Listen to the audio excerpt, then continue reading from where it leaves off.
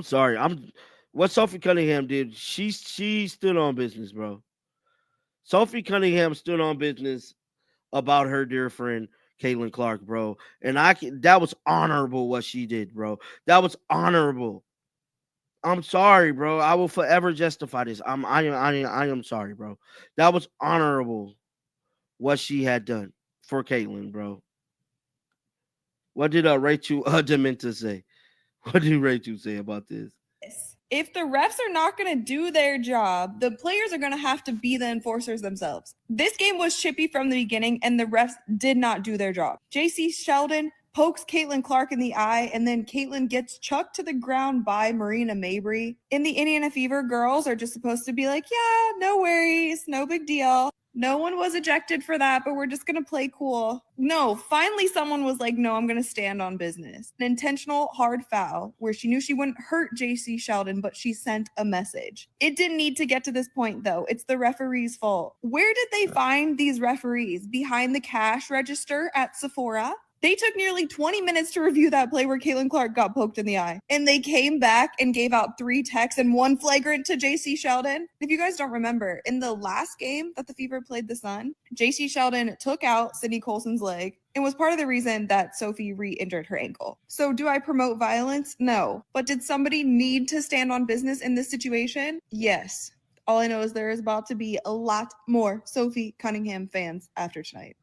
Bro, now see, so I'm not the only one that feels this way. I'm not the only one that feels this way. I'm just saying. Sophie Cunningham stood on business. So all these damn petitions and all these little stupid things they're trying to do, these little freaking fines, we don't care about none of that. Now, just like Rachel said, your boy John Liquidator, I'm not condoning any violence whatsoever. But what I can tell you is that Sophie Cunningham stood on business and did the human thing to do, because the referees are a joke. They are a joke. A freaking joke right now, bro. A joke, bro. Just a complete joke, dog. Like, I just gotta keep it real. On so many levels, they're a joke. Now, Monica McNutt did do something today, which I'm trying to find now. Let me see if I can pull it up. Because she was in the news.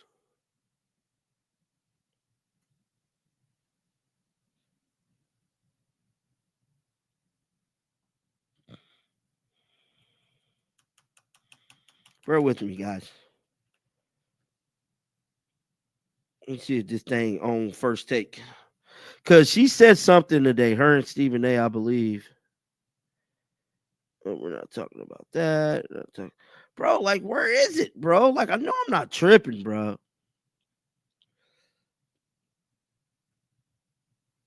Like, I know I'm not tripping, bro. She definitely said something today. Smash that like button too, guys. We got to get these likes up. We have to get the likes up, bro. So Monica McNutt said something in the media today, which I'm trying to pull up now.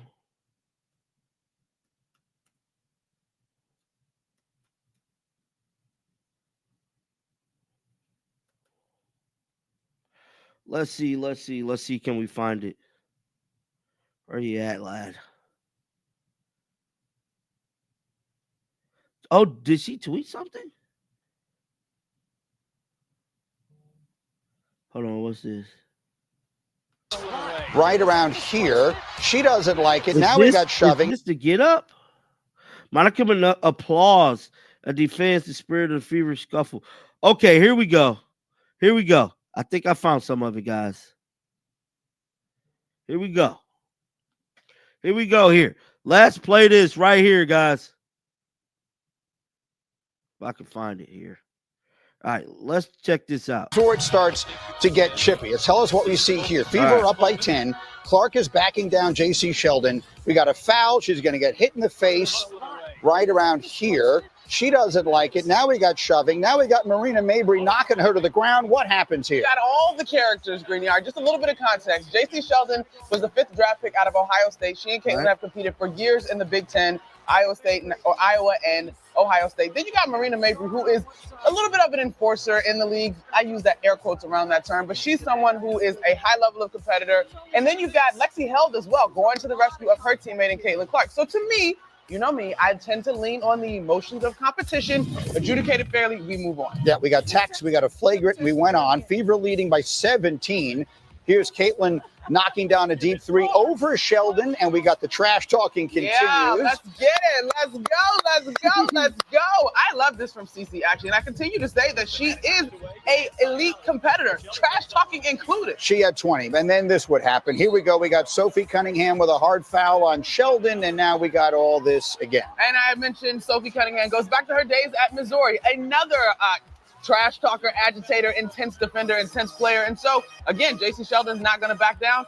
I didn't love the way that this one was adjudicated. Sophie Cunningham was ejected, as was Lindsay Allen and J.C. Sheldon, I believe. I thought Sophie should have been ejected. The other two could have got text. All of that, the way it was adjudicated notwithstanding. People will watch this and they will ask questions. Again, I defer to you and some of the other experts who know that understand this league so much more intimately than I do. Was what we saw last night beyond the pale, or was that just good, hard, competition? I'm okay with it. I think, again, you got to look at the history, right? J.C. Sheldon and Caitlin Clark, the 1 and 5th draft picks of last year's draft.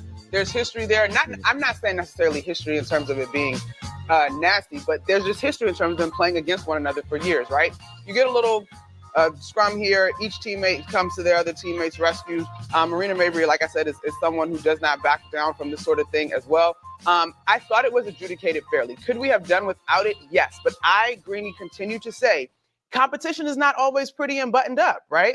And then I think the other part too, as Caitlin continues to matriculate through her WNBA career, if you have a mic on her in game, she's a trash talker too. And so I'm okay with competition. I didn't like the play by Sophie Cunningham. I thought the teammates coming to their respective teammate in the first little scrum was okay.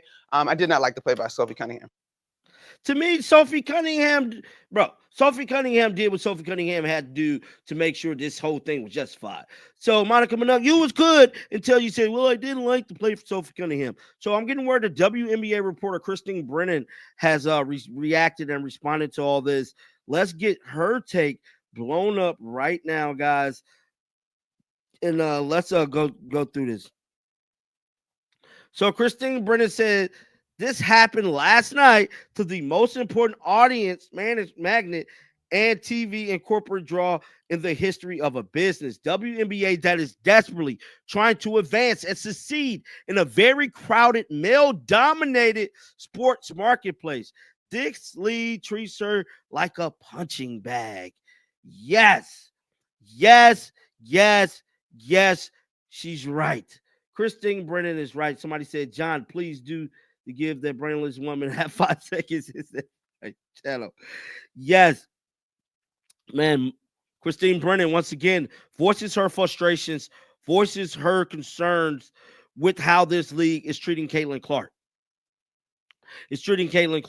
Then she said this about an hour ago. She stated, it's going to be very interesting to see what Kathy Engelbrecht says today. Guys, that is the key moment. This part of the reason why I wanted to go live, because if Kathy released a statement, I wanted to be live to react to it right now with you guys here on the channel. As of right now, Kathy has not said anything whatsoever in regards to this Indiana Fever and Connecticut Sun game last night. Will she say something? I hope she will very, very soon, because as of right now, it is looking very spooky. It is looking spooky for Kathy Engelbrecht today. I am sorry, guys. It is looking very scary for her today. Now, guys, we can't boycott the league because we got to watch Caitlin and make sure she's running them numbers up. Now, I'm not saying boycott the league. I'm not saying none of that. I'm saying is we got to watch what Kathy says, because she has to say something today about them damn referees. She has to. At some juncture, at some point in time, Kathy has to say something about those referees to make it make sense. Because as of right now, to me, somebody said no press release yet. Right. The WNBA hasn't said anything yet. And you would think by now, the hours that didn't pass, they would have released a statement, an investigation. I mean, they were so quick. Guys, they were so fast to investigate a lie from Angel Reese. It wasn't even funny. Guys, it wasn't even funny. I can't even lie. They were so fast to investigate a lie, a bold-faced lie from Angel Reese in the Chicago Sky. Did we or did we not see an investigation launched within 12 hours after the game? I mean, y'all was so fast for this damn lie, for a damn lie that was told. Caitlin Clark get assaulted not once, but 2 damn times in the same damn night, and y'all haven't said nothing. Are we living in America or are we living in a third world country? Because I thought this was the land of the free, the home of the damn Braves. Because as of right now, this is not looking like America.